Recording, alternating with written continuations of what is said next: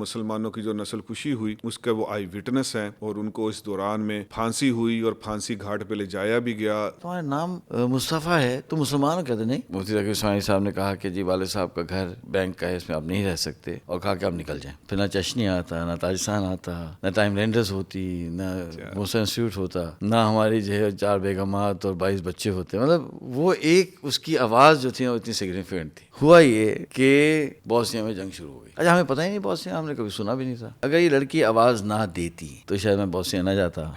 ہاں یہ کیسے جڑ گیا؟ ہاں، my degree can wait for 4 months، Bosnia can not wait. رو پڑا.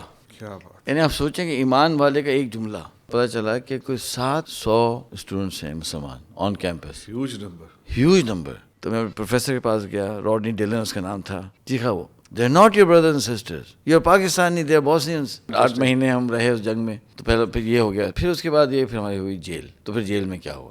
امریکہ کے 50 اسٹیٹس ہیں نا، تو میں نے 47 کی خاک چھانی. پوری کائنات ہماری سمٹ کر ایک بیگ میں آ گئی. بیسٹ پوائنٹ ہے یہ یار، زبردست. مطلب میری مطلب مائنڈ چینج. پکارو اپنے اللہ کو، ہم دیکھتے ہیں تمہارا اللہ کیسے بچاتا تمہیں. اوہ وہ جو جملہ تھا نا، that just change every thing.